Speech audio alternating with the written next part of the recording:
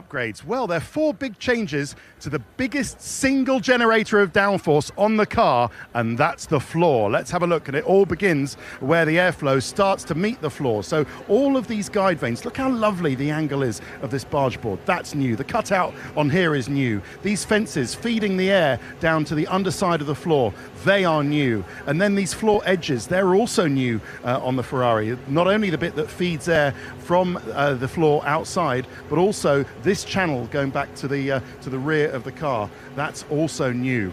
So 4 new bits on the floor. There's actually another 5th bit, and that's this rear wing pillar. Not to do with the floor upgrades, but that's helping Ferrari get some more downforce as well. And there's a new diffuser. You know, when a team brings a new diffuser to a race, they're serious about generating loads of lovely downforce. So there you go. That is a new diffuser on there. So this is a significant upgrade, an upgrade that Ferrari are hoping is going to help them transform their season and get them back to winning ways when Lewis Hamilton won the sprint race in China just a few weeks ago. Will it be enough? How serious are the issues at Ferrari, Martin? I think they won the sprint from pole. We must remember in China, but of course you start that with 35 kilos of fuel, 40 kilos, nothing like the 100 plus you start a Grand Prix with.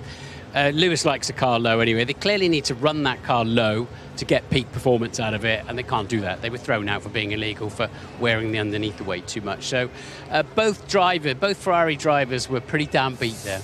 They are downbeat, and I wonder for Lewis and for the whole of Ferrari, as you said, it's 76. They've been hemorrhaging points in the first 3 races. At what point does it get extremely serious and they start thinking to themselves, well, we're not going to win the constructors here or the drivers this year? It is extremely early days, but it means that there's huge emphasis on this weekend. There will be, and I think they're going to be wanting to address these issues as quickly as they can. There was so much noise around the team coming into the season, a lot of high expectations with Lewis making this iconic move from Mercedes to Ferrari. And unfortunately, other than that glimpse of hope in China in the sprint race, it hasn't quite been the season I think they anticipated just yet. But by the sounds of things, this floor that they're bringing this weekend will already help them in the right direction, theoretically, and it will at least hopefully close the gaps a little bit somewhat. But we've seen these gaps being closed or turned around with even, a bigger points deficit. So I wouldn't say they're out of it just yet, but of course they're going to want to get on top of that problem, because as we know, once you change a part in the car, it may unlock other issues. So it's not necessarily that this will be the whole solution or that the next part will be. It might take them a little bit longer to get to the point. In general terms, when we're coming to the last year of a set of regulations like this, what's a rule of thumb for the teams and what they'll be doing with the development war versus 2026, Martin? So they'll come with their best shot.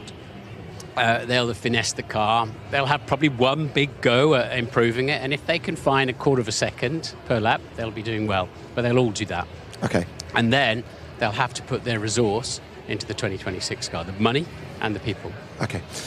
There are 6 rookies getting a go. Remember, minimum 4 sessions for rookies per team in 2025. Let's just have a quick look at who's filling in for who. And because this is Bahrain and because they do a huge amount of testing here, it's deemed that people like Fernando Alonso, Max Verstappen, Charles Leclerc, Sainz, Behrman, perhaps there's an argument to say that he should be in, and George Russell will be replaced. And coming in for them, for Aston Martin, Felipe Drugovich, the 22 F2 champion, I should say. Yuma Iwasa, part of the Red Bull Young Driver Program. 2 Japanese drivers in for the first hour of practice. The Bosnian Swede Dino Beganovic is in the Ferrari for Charles Leclerc. Luke Browning, the Brit, in the Williams for Carlos Sainz. Ryo Hirakawa gets another opportunity. He's no longer an Alpine reserve driver. He is now the Haas reserve driver. He's in for Behrman, and Fred Vesti is in for George Russell in the Mercedes. And we've gone off about it so often, don't we,